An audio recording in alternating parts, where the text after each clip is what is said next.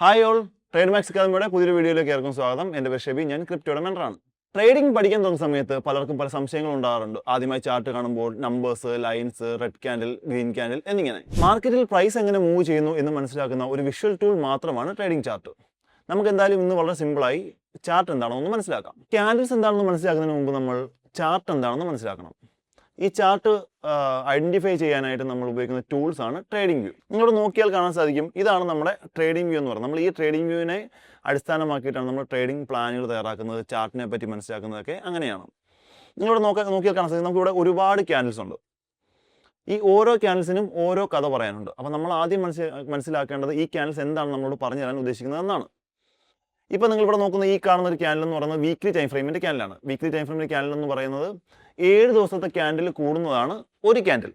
നിങ്ങൾ ഇവിടെ കാണുന്ന ഈ ഓരോ ക്യാൻഡിൽസും 7 ദിവസത്തെ ക്യാൻഡിൽസ് കൂടുന്നതാണ്. നിങ്ങളോട് നോക്കി കാണാൻ സാധിക്കും, നമ്മൾ എന്ത് ചെയ്യുന്നു, വീക്ക്ലി നേരെ ഡേയിലേക്ക് ഷിഫ്റ്റ് ചെയ്യുമ്പോൾ ആ ഒരു ക്യാൻഡിൽ മാറിയിട്ട് അവിടെ എന്ത് ചെയ്യുന്നു, 7 ക്യാൻഡിലായിട്ട് ഫോം ചെയ്യുന്നു. നിങ്ങൾ ഡേയിലേക്ക് നോക്കുമ്പോൾ കാണുന്ന ഈ ഒരു ക്യാൻഡിൽസ് വീക്കിലിൻ്റെ 7 ക്യാൻഡിലിൻ്റെ സ്പ്ലിറ്റ് ആണ്.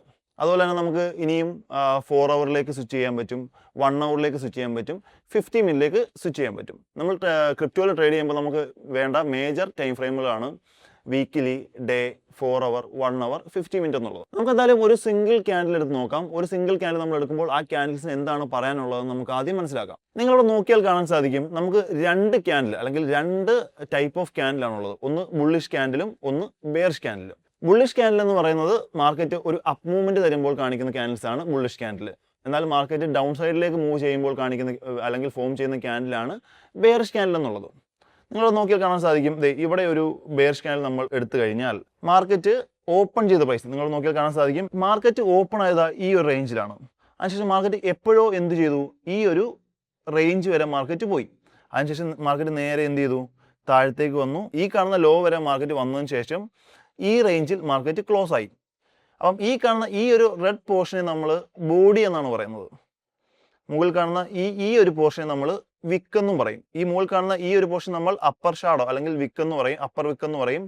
താഴെ കാണുന്ന ഈ ഒരു പോർഷൻ നമ്മൾ ലോവർ ഷാഡോ അല്ലെങ്കിൽ ലോവർ വിക്ക് എന്ന് പറയും.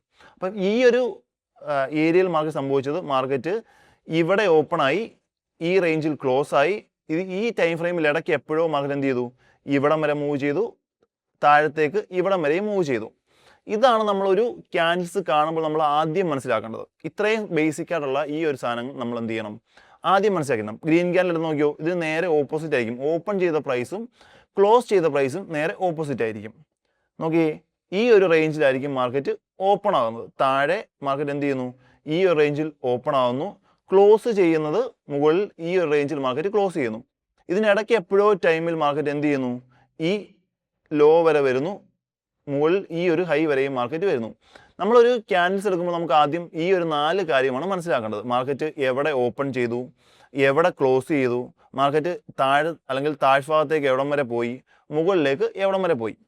ഇതിൻ്റെ ഒരു സ്ട്രെങ്ത് കണ്ടായിരിക്കും നമ്മൾ മറ്റു കാര്യങ്ങൾ പ്ലാൻ ചെയ്യുന്നത്. അപ്പം നമ്മൾ ഓൾറെഡി ഇവിടെ ഈ ഒരു ബോഡി ഫേസ് കണ്ടു, അതുപോലെ തന്നെ ഇവിടെ വിക്ക് കണ്ടു. ഇപ്പം നമ്മൾ മനസ്സിലാക്കണം എന്താണ് വിക്ക്.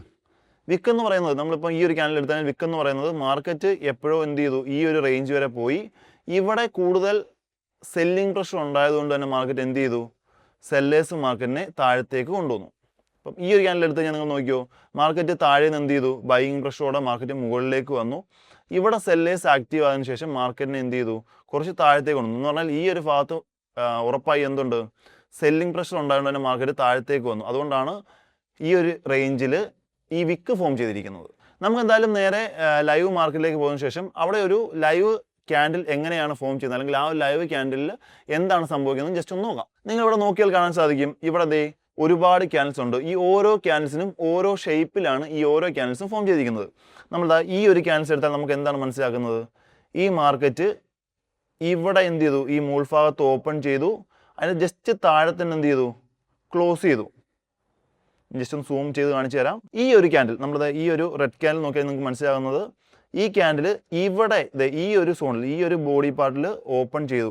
അതിനുശേഷം ഈ ഒരു ടൈം ഫ്രെയിമിൽ, നമ്മൾ എടുത്തിരിക്കുന്ന ഡേ ടൈം ഫ്രെയിമാണ്, ഈ ഒരു ഇന്നത്തെ അല്ലെങ്കിൽ ആ ഒരു ദിവസത്തെ ഡേ ടൈം ഫ്രെയിമിൽ മാർക്കറ്റ് ഈ ഒരു ഏരിയ വരെ മാർക്കറ്റ് മൂവ് ചെയ്തു. എന്ന് പറഞ്ഞാൽ ബൈയിങ് പ്രഷറിൽ മാർക്കറ്റ് എന്ത് ചെയ്തു, ഈ ഒരു ടൈം ഫ്രെയിമിൽ എപ്പോഴോ, ആ ഒരു ദിവസത്തിൽ എപ്പോഴോ മാർക്കറ്റ് എന്ത് ചെയ്തു, ഇവിടം വരെ മൂവ് ചെയ്തു. അതിനുശേഷം സെല്ലേഴ്സ് ആക്റ്റീവായി. സെല്ലേഴ്സ് ആക്റ്റീവ് ആയതിനു ശേഷം മാർക്കറ്റിനെ താഴത്തേക്ക് കൊണ്ടുവന്നു. മാർക്കറ്റ് ഈ ഒരു റേഞ്ച് വരെ മാർക്കറ്റിനെ എന്ത് ചെയ്തു?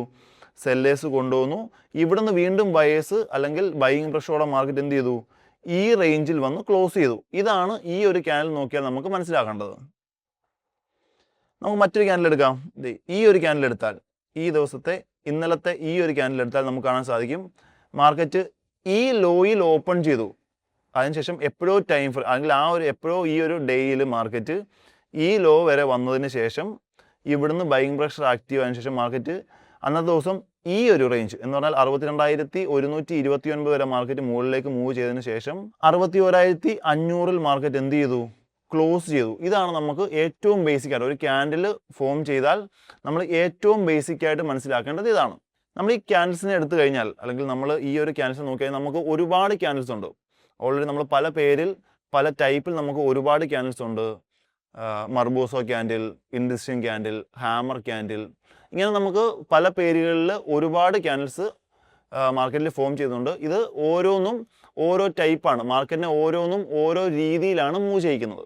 ഓരോ ക്യാൻഡിലും ഫോം ചെയ്യുന്നത് അല്ലെങ്കിൽ ഓരോ ക്യാൻഡിലും എവിടെ ഓപ്പൺ ചെയ്യുന്നു, എവിടെ ക്ലോസ് ചെയ്യുന്നു എന്നതിനെ അടിസ്ഥാനമാക്കിയിട്ടാണ് മാർക്കറ്റ് ബുള്ളിഷിലേക്ക് മൂവ് ചെയ്യുമോ അല്ലെങ്കിൽ ബേറിഷിലേക്ക് മൂവ് ചെയ്യുമോ എന്നുള്ളത് നമ്മൾ മനസ്സിലാക്കുന്നത്. അതുകൊണ്ട് തന്നെ ക്യാൻഡിൽസിൻ്റെ അടിസ്ഥാന കാര്യങ്ങൾ മനസ്സിലാക്കിയാൽ ചാർട്ടിനെ പറ്റി നമുക്ക് വളരെ സിമ്പിളായിട്ട് പഠിക്കാൻ സാധിക്കും. അപ്പോൾ നിങ്ങൾ ഈ ഒരു ചാർട്ട് കണ്ടു കഴിഞ്ഞാൽ ആ ചാർട്ടിൽ ഓരോ ക്യാൻഡിൽസും എന്താണ് ചെയ്യുന്നത് എന്ന് നിങ്ങൾ ശ്രദ്ധിക്കുക.